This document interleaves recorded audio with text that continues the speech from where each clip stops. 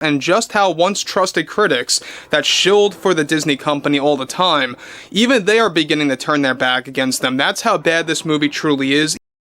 Disney has been known for creating magical stories that transcend time, culture, and generations. From Cinderella to The Lion King, the studio's brand has long been synonymous with enchantment. But when the company set out to remake Snow White, the very first feature-length animated film that launched the Disney empire in 1937, things went horribly wrong. This wasn't just a minor misfire. This was an implosion, a cultural, financial, and reputational disaster. From controversial casting choices and tone-deaf interviews to political backlash and merchandise flops, Disney's live-action Snow White quickly turned into one of the most controversial projects the studio has ever produced. And now, they're scrambling to fix it, rebooting the entire thing with new leadership, a different tone, and a desperate hope to win back their fans. But how did it all unravel so quickly? Why did audiences reject the film so completely? And can Disney really recover from the damage? Let's break it all down. At first, the casting of Rachel Zegler seemed like a win. She was young, fresh off her acclaimed debut in Steven Spielberg's West Side Story, and had a powerful voice that seemed perfect for a musical fairy tale. Social media initially buzzed with excitement. Disney had found their next princess. But Zegler's rise came with growing pains. In the age of viral soundbites and intense fandoms, every word she said was under scrutiny. And as the promotional tour for Snow White kicked off, her interviews raised eyebrows and then outright outrage. Zegler openly criticized the original Snow White, calling the prince character weird and a stalker, and suggesting that the romantic arc was outdated and problematic. In one viral interview, she laughed while dismissing the original's themes of love and rescue, saying, "We absolutely wrote a Snow White that she's not going to be saved by the prince, and she's not going to be dreaming about true love." While those comments may have been intended to highlight the film's modern feminist angle, many fans, particularly longtime Disney loyalists, took offense. To them, she was mocking a beloved classic and turning the character into something unrecognizable. The backlash began to snowball. It didn't help that Zegler also made politically charged statements unrelated to the film,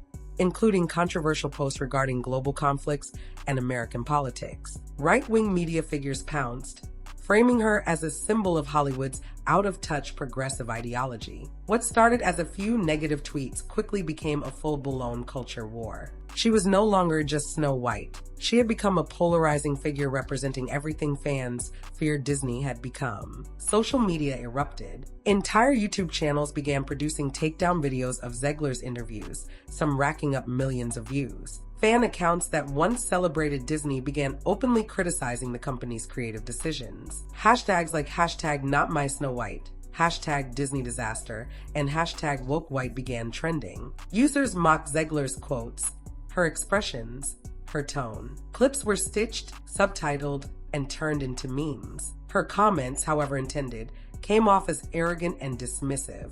Audiences weren't just turned off, they were insulted. This presented a nightmare scenario for Disney's marketing team. They had counted on Zegler to be the face of the film. But now, every appearance she made risked pouring gasoline on the fire. Internally, the PR teams were scrambling to figure out how to pivot. Should they scale back Zegler's interviews? Should they issue statements clarifying her intent? Should they go silent and wait for the storm to pass? According to insiders, panic was widespread inside the company. Executives held emergency meetings. Marketing plans were revised. And behind the scenes, Zegler was reportedly asked to tone it down. But the damage was done. The film hadn't even come out yet, and it was already one of the most hated Disney productions in years. By the time Snow White finally hit theaters, the outcome was almost inevitable. The movie underperformed massively, both domestically and internationally. Despite a massive budget reportedly nearing $200 million, plus another $100 million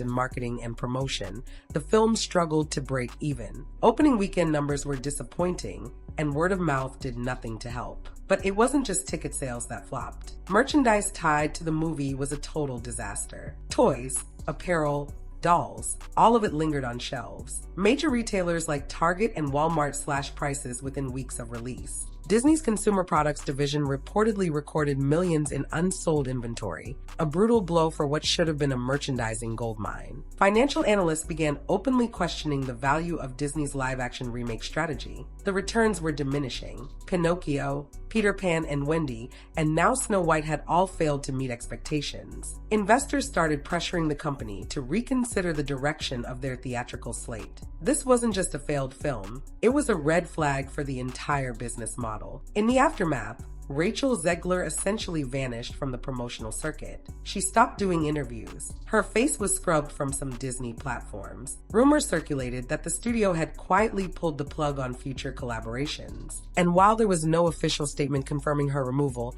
insiders said Disney had made the decision to distance the brand from the actress as quietly as possible. Zegler, once hailed as Disney's next big thing, found herself on the outside looking in. To make matters worse, some industry insiders began blaming her, fairly or unfairly, for the film's failure. She torpedoed it. One anonymous executive was quoted as saying, "Every time she opened her mouth, she cost us money." It was a harsh assessment, but it underscored just how toxic the situation had become. Just months later, Disney announced something unprecedented. Snow White would be rebooted again, this time the right way. The studio revealed that a new live-action adaptation was already in the works, scheduled to begin production in late 2025 with a theatrical release aimed for spring 2027. No cast was confirmed, no script was shared, but the messaging was loud and clear. This version would return to the emotional heartbeat of the original. The tone was humble. Executives admitted they had lost sight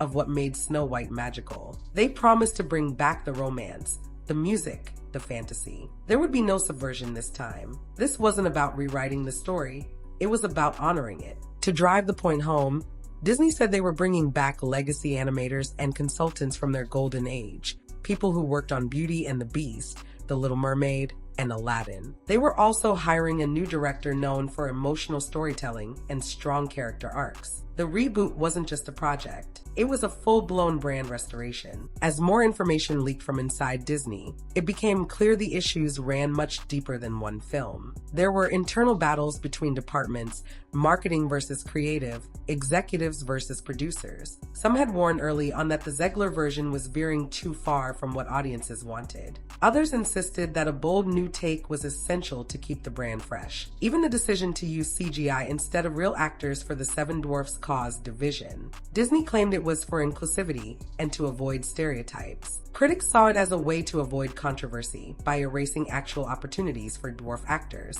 The promotional campaign was equally chaotic. Messaging was inconsistent. Trailers were re-edited. Press releases contradicted previous interviews. One source described it as a campaign without a compass. It was a company at war with itself, and the public noticed. So now, the million-dollar question, can Disney bounce back from this? The company is betting big on this reboot.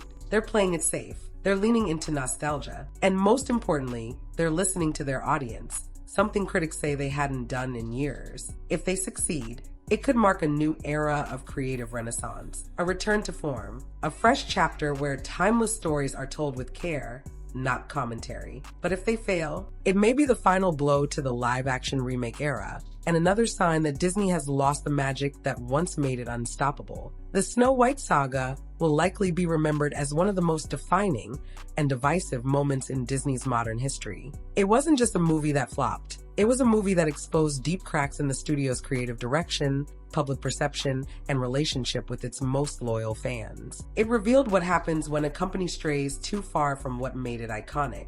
When characters stop feeling like symbols of wonder and start becoming tools for modern messaging, the connection with audiences begins to fray. And when studios appear to dismiss or lecture their core fan base, those fans respond, not with dialogue, but with their wallets. For Disney, the stakes have never been higher. This isn't just about remaking a classic. It's about repairing trust, restoring faith, and realigning the brand with the values that made it a cultural institution in the first place. The upcoming Snow White reboot isn't just a second chance at a movie. It's a second chance at reconnecting with the world. Can Disney do it? Can they blend the timeless and the modern without losing their soul in the process? Can they tell stories that honor the past without fearing the future? Only time will tell. But one thing is clear. Disney is no longer just telling stories. Now they're part of one, a story about redemption, about legacy, and about the fight to rediscover the magic that made them who they are. Because for Snow White and for Disney as a whole, this time, it's not just about the fairest one of all. It's about whether the kingdom can be restored at all.